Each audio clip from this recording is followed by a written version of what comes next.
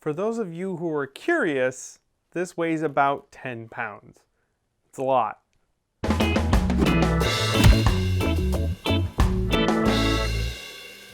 Greetings, fellow makers! Welcome down to the shop. I'm Bill, and today I'm finishing the Jazzaxe, or as you guys have taken to calling it, the Jazzaxe. This is the second part of the build video process. If you haven't seen video 1 on the fabrication of this big fella right here, head on over, watch that video first. Now this 2-part series is a collaboration with our pal Jazza over at the Draw with Jazza channel. If you haven't had a chance to yet, go watch his design video. That's how he designed this axe right here, that design right there.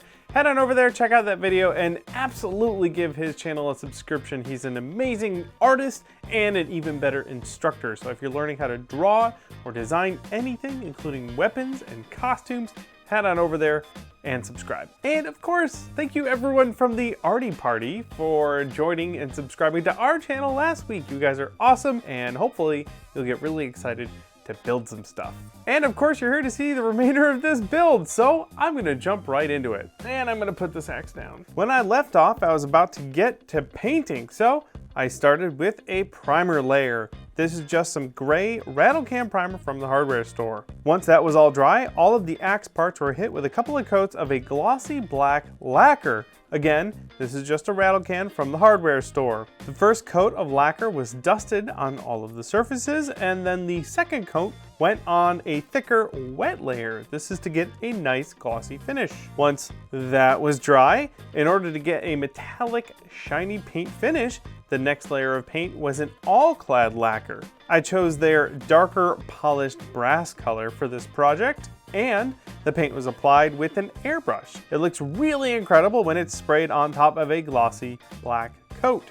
Once the metallic layer was dry, everything was sealed with Alclad's Aqua Gloss Clear Sealer. Again, with the airbrush, this will protect our nice metallic finish from the weathering paints later on in the process. Off camera, I painted the button covers a nice light blue color, and then they were glued down to the functional button in the body of the axe head. To add a bit of a two-toned look to the details on the axe, I masked off the areas using some masking tape. Then, I went over those spots with some gold acrylic paint in the airbrush. This added a lighter metallic color to those higher spots that helped set them off from the rest of the axe. And, of course, it looks super neat when you peel away that masking tape. I also laser cut out some circular acrylic plastic discs to cover the LEDs and diffuse the lights. These were super glued into the axe inside the bezels that I 3D printed in the last video. Now this axe actually has 3 handles, and I guess that they should probably be made from leather. So after measuring out the length that I would need, I cut out a bunch of small strips of leather to wrap around the handle sections. These were beveled a little bit along their edges on the belt sander. I didn't have the correct color leather dye, so I went back to my airbrush and just painted the leather with some acrylic paints. This dark red color looks really nice against that brass and gold of the axe. Once all of my leather strips were prepared, I used a Barge contact cement to glue them down. A healthy layer of Barge was first brushed onto the bare plastic surface of the handle. Then I brushed the same glue on the backs of those leather strips. After letting them dry for a good 10 minutes, I touched the leather pieces down to the plastic, creating an instant bond. All of the leather straps were applied this way, wrapping them around the handle. Some of these sections didn't wrap around the entire handle. This was to accommodate the part of the axe that connects the 2 axe halves. Remember you guys? It comes apart. This is actually 2 axes. Yay! Jazza's concept included some wires that attached to the sides of the axe with some little protrusion things. Fortunately, I had a small silicone mold that kind of looked the part, so I cast a bunch of these plugs using a urethane resin. This resin is smooth cast Onyx, and I cold cast it using a brass powder. This metallic powder dusts the surface of the mold before casting. This way, when the resin cures and it's pulled from the mold, the surface of the plastic can be buffed with steel wool to reveal a shiny metallic surface below. I have a full video on cold casting if you're interested in learning more. I cast several copies of this little plug part, and then I sanded the back smooth and drilled out a hole in the middle of each one. Most of these could be glued flat to the sides of the axe, but in some parts I needed to drill down to a flat surface using a Forstner bit. Once the surfaces were ready, I could simply super glue the plug into place. For the blue wire things, I made my own by twisting together a bunch of other wires to make one large strand. This was fed into an appropriately colored piece of heat shrink tubing. I hit that with a heat gun to shrink it down, creating an interesting looking wire for my axe. These wires were hot glued into the holes that I had drilled into the plugs.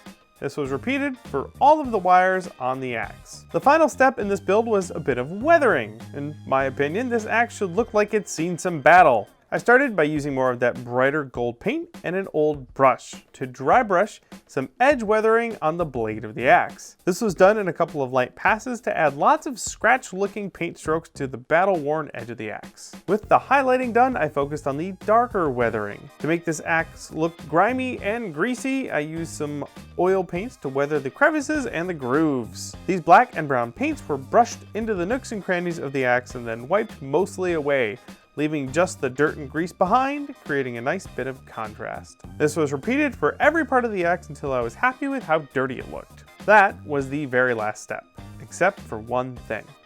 The lights! My incredibly helpful and handsome twin brother Rob wrote some Arduino code to make the lights do a little boot up sequence when you turn them on, and then slowly pulse the teal color to match the concept art. These lights are NeoPixel rings that are powered by 3 AA batteries and driven by an Adafruit Trinket. Special thanks to my pals over at Adafruit for supplying the electronics for this build. Links to all the electronics I used will be listed below, as well as all the other tools and materials that I used. And that is the entire Jazzaxe finished up, and I am super happy with how it turned out. I'll tell you what, this was an incredibly challenging build. I think I did Jazza's art justice, though I did have to modify the design just a little bit to make room for some of the electronics and for some of the functionality, like being able to take the axe apart. Either way, I'm really happy with how it turned out, and it was really fun getting to work with an incredible artist like Jazza. As I said before, head on over to his channel if you haven't already. Check out the design video for this axe here and give his channel a subscription. And hey, thanks for checking out our video. If you haven't already, go ahead and hit the subscribe button. We have new prop and costume making videos coming out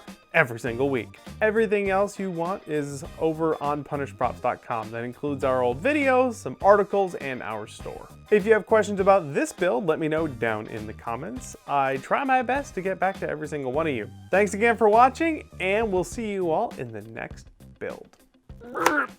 There you go. Now I just have to try and get this to Australia.